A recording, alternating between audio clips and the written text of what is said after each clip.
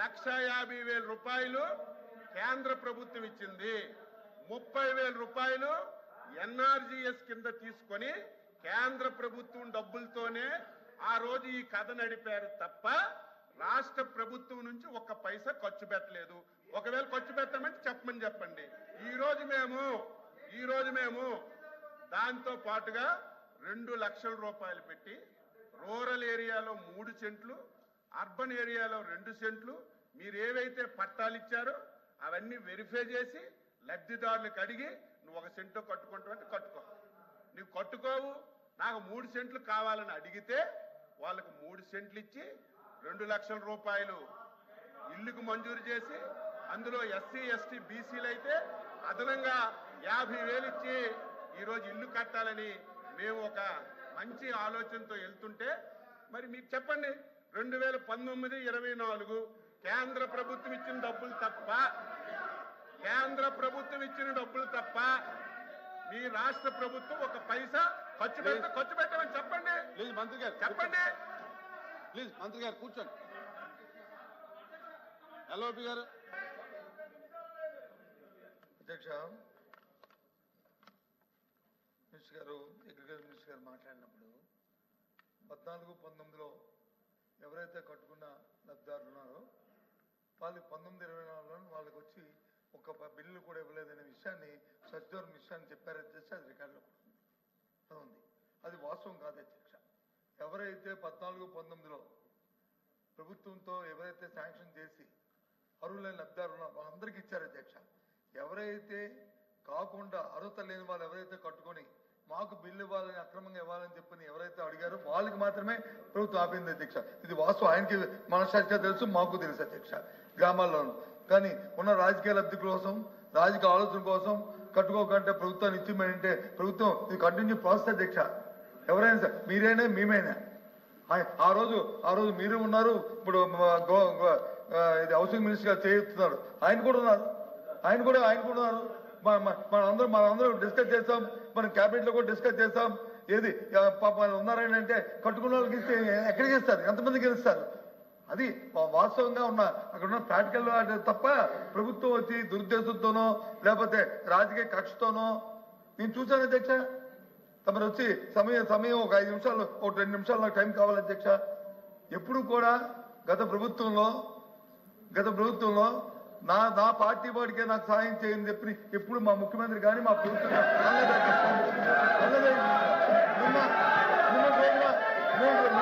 సాక్షాత్తు రాజ్యాంగ పదవి ముఖ్యమంత్రి గారు మాటలు తీసుకుంటే సిగ్గుపడాలి అధ్యక్ష. సిగ్గుపడాలి. ఈ వ్యవస్థ సిగ్గుపడాలి అధ్యక్ష. లబ్ధిదారుడికి వచ్చి పార్టీ అంట కడతారు అధ్యక్ష. ఎవరైతే అర్హులున్నారో అర్హులైన వారికి వచ్చి ప్రతి కార్యక్రమం అందించి ఏర్పాటుని చూడవలసిన బాధ్యత రాజ్యాంగబద్ధంగా ప్రమాణ స్వీకారం తీసుకొచ్చాం. రాగద్వేషాలకు అతీతంగా, పార్టీలకు అతీతంగా మేము వచ్చి కార్యక్రమం చేస్తాం. వచ్చిన వ్యక్తులు ఇవాళ వచ్చి సభలో వచ్చి మన ప్రైవేట్ తాలూకా పార్టీ మీటింగ్ లో వచ్చి ఎవరికైనా చేద్దాం వైరల్ అవుతుంటే దాని మీద వివరణ ఇవ్వాల్సిన ముఖ్యమంత్రి కార్యాలయం వివరణ ఇవ్వాల్సిన అవసరం లేదా అధ్యక్ష? ఆ మంత్రి గారిని రిక్వెస్ట్ చేస్తాను ఇప్పుడైనా సరే చెప్పండి. ఈ లబ్ధిదారు దగ్గర రాజకీయాలు ఉండకూడదని చెప్పండి. ఎప్పుడే కార్యక్రమం చేయాలి అధ్యక్ష? ఇదేమైనా సొంత ఆస్తి అధ్యక్ష? ఇదేమైనా మన సొంత ఆస్త? ప్రతిగత పనులతో మనం ప్రభుత్వం నడుపుతున్నాం. ప్రభుత్వ సంపత్తులు నడుపుతున్నాం. ఈ కార్యక్రమాన్ని ఏ రకంగా మారుతారు అధ్యక్ష? ముఖ్యమంత్రి గారు ఏ రకంగా మీరు చెప్తారు అధ్యక్ష? మళ్ళీ దానికి వచ్చి ఒత్తాసు పలుకుతూ మీరు చెప్తున్నారు అధ్యక్ష. మా ప్రభుత్వంలో గత 5 సంవత్సరాల్లో రాగద్వేషాలకు అతీతంగా, పార్టీకి అతీతంగా ఎవరైతే అర్హులు లబ్ధాడు అర్హులైన ప్రతి వారికి సాయం చేశాం అధ్యక్ష. అంతే తప్ప ఆలోచించుకొని ముఖ్యమంత్రి చెప్పండి. ఆ విషయాలు మాట్లాడద్దు. అది ప్రజలు వచ్చి ఏమనుకుంటారు అని చెప్పండి. అది చాలా తప్పు అధ్యక్ష. అచ్చెన్నాయుడు గారు నిన్న అధ్యక్ష 1 మినిట్ అధ్యక్ష 1 మినిట్. అచ్చెన్నాయుడు గారు ఇప్పుడు ఏదో నిన్న ముఖ్యమంత్రి గారు పార్టీ వాళ్ళకి చెయ్యొద్దు అన్నారని చెప్పి ఏదో రాంగ్ ఇంప్రెషన్ పెట్టారు అధ్యక్ష.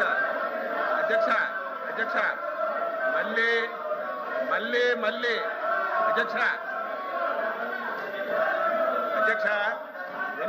మాట్లాడారు కదా, వినాలి కదా అధ్యక్ష. తెలుగుదేశం పార్టీ అధ్యక్ష 42 సంవత్సరాలు పూర్తయింది. ఈ పార్టీ వినండి, మీరు చెప్పింది వినండి, తర్వాత మీరు మాట్లాడండి. ఈ పార్టీ ఎన్నికల వరకే రాజకీయాలు, ఎన్నికల తరువాత పేదవాడి అభివృద్ధి, రాష్ట్ర అభివృద్ధి ధ్యేయంగా పనిచేస్తున్నాం. మీరు కూడా లాస్ట్ 5 ఇయర్స్ అధ్యక్ష ఏం చేశారు ఒకసారి సీనియర్ మంత్రిగా బొత్స సత్యబాబు గారు ఒకసారి తెలుసుకోవాలి. మేము కట్టినీళ్ళకి రంగులు వేసుకున్నారు, బిల్డింగ్లకు రంగులు వేసుకున్నారు, అన్ని ఎవరు పార్టీ తరఫున పనిచేశారో ఒకసారి గుర్తు చేసుకోవాలి. మళ్ళీ చెప్తున్నాం ఈ ప్రభుత్వానికి శాసన మండలి ద్వారా మీ ద్వారా ప్రజలకు తెలియజేస్తున్నాం. ఈ పార్టీకి, ఈ ఎన్డీఏ ప్రభుత్వానికి రంగు లేదు, రుచి లేదు, వాసన లేదు, ధనవంతులు లేడు. ఈ పార్టీకి, ఈ ప్రభుత్వానికి క్రైటీరియా అధ్యక్ష, క్రైటీరియా పేదవాడే క్రైటీరియా, పేదరికమే క్రైటీరియా.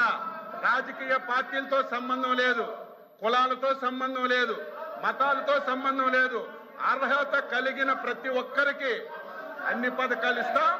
మీరు కూడా అర్హత కలిగిన వారికి ఏవైనా పథకాలు అందకపోతే ప్రభుత్వం దృష్టికి తండి చేస్తాం తప్ప ఏదో చంద్రబాబు నాయుడు గారు మాట. గత 5 సంవత్సరాలు ఊచ కోత ఈ రాష్ట్రంలో జరిగింది. ఎవరికైనా మాట్లాడే స్వేచ్ఛ ఉందా? నవ్వే స్వేచ్ఛ ఉందా? తిరిగే స్వేచ్ఛ ఉందా? ఈ ప్రభుత్వం చేసిన తప్పులు ప్రశ్నించే స్వేచ్ఛ ఉందా? ఈ రోజు మీకు ప్రజాస్వామ్య పాలన వచ్చింది. మీరు అధికారం వచ్చిన 6 రోజుల నుంచి 7 రోజుల నుంచి ప్రజల్లోకి వెళ్తున్నారంటే దట్ ఈజ్ ప్రజాస్వామ్య ప్రభుత్వం ఇది. మీరు 5 సంవత్సరాలు మేము ఏదైనా కార్యక్రమంకి వెళ్తామంటే 5వ గంటకే, ఏకోజామున 5వ గంటకే పోలీసులు వచ్చి గేట్లకు తాళాలి. కారెక్కితే అరెస్టులు, ఎవరైనా మాట్లాడితే కేసులు, ప్రభుత్వాన్ని విమర్శిస్తే తప్పుడు కేసులు ఎట్టి జైల్లో పెట్టడం, ఇంకా మాట్లాడితే ఆస్తులు ధ్వంసం చేయడం. ఇవన్నీ 5 సంవత్సరాలు కళ్ళతో మేము అందరం ఈ రాష్ట్రంలో చూశాం.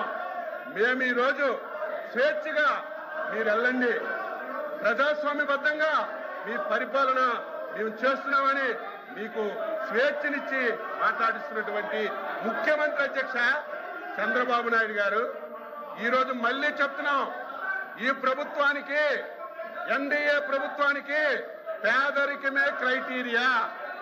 ఎవడు పేదవాడున్నా, ఏ పార్టీ ఉన్నా తప్పనిసరిగా ప్రభుత్వం నుంచి అన్ని విధాల సహాయం అందిస్తామని మళ్ళీ ఈ సభ ద్వారా రాష్ట్ర ప్రజలకు తెలియజేస్తున్నాను. మాధవ్ ఒక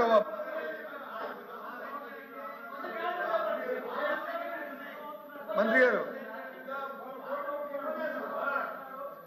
అధ్యక్ష అచ్చెన్నాయుడు గారు, మంత్రి గారు సుదీర్ఘ ఉపన్యాసం ఇచ్చారు. ఓకే, ఇప్పుడు వారు చెప్పిన మాటలు ఇది వీరి మాటల లేకపోతే పార్టీ తరఫున ముఖ్యమంత్రి గారి తరఫున వారు మాట్లాడా చెప్పనండి. నిన్న చెప్పిందంతా ముఖ్యమంత్రి వచ్చింది, టీవీలో వచ్చింది, లేకపోతే సోషల్ మీడియా, అది అబద్ధమైతే ఇట్స్ ఫైన్, మాకే అభ్యంతరలే. అది కాదు, వాస్తవం కాదని ఆయన నోటి చెప్తున్నారు, దాన్ని కట్టుబడి ఉంటే ఓకే. అది చెప్పనండి, నేను అడిగింది అది. నేను చెప్పింది అచ్చెన్నాయుడుగా కాదు, లేకపోతే తెలుగుదేశం పార్టీతో కాదు, ఎన్డీఏ ప్రభుత్వం తరపున చంద్రబాబు నాయుడు గారు నాయకత్వంలో పనిచేస్తున్నటువంటి ప్రభుత్వం తరపున స్పష్టంగా రాష్ట్ర ప్రజలకి తెలియచేస్తున్నాము. ఈ ప్రభుత్వానికి క్రైటీరియా పేదరికమే క్రైటీరియా. ఎవడు పేదవాడున్నా, ఎవడు అర్హత కలిగిన వాళ్ళున్నా, ఆ పథకానికి ఎవరు అర్హత ఉన్నా వాళ్ళకి ఇచ్చే బాధ్యత తీసుకుంటున్నాం, అమలు చేశాం, అమలు చేస్తున్నాం తప్ప మీలాగా మళ్ళీ మీరే కలుపుతున్నారు. అయినా మళ్ళీ చెప్తున్నాను, పేదరికమే క్రైటీరియాగా ఈ ప్రభుత్వం పనిచేస్తుంది. నేను ప్రభుత్వం పక్షాన్ని తెలియజేస్తున్నాను. కూర్చోండి ప్లీజ్. అలాబి గారు కూర్చోండి.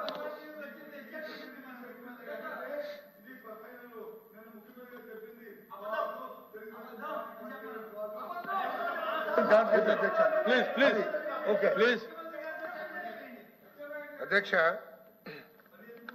గౌరవ ఎల్ఓపి గారు మాట్లాడుతూ గవర్నమెంట్ కంటిన్యూ ప్రాసెస్ 2014, 2019 మధ్యలో కట్టిన ఇళ్ళకి మేము డబ్బులు ఇచ్చామని చెప్పారు అధ్యక్ష. పూర్తి అబద్ధం అధ్యక్ష, పూర్తి అబద్ధం. ఏదైతే అంటే వారికి తెలియదేమో, వారు ఆ శాఖ నిర్వహించలేదప్పుడు. 5 సంవత్సరాల మంత్రిగా ఉన్నారు, తెలిసి ఉండొచ్చు, తెలిసి ఉండకపోవచ్చు. ఎన్టీఆర్ హౌసింగ్ కలెక్టివ్ రెస్పాన్సిబిలిటీ, మరి దాంట్లో ఎక్కడ రెస్పాన్సిబిలిటీ తప్పినట్టున్నారు అధ్యక్ష.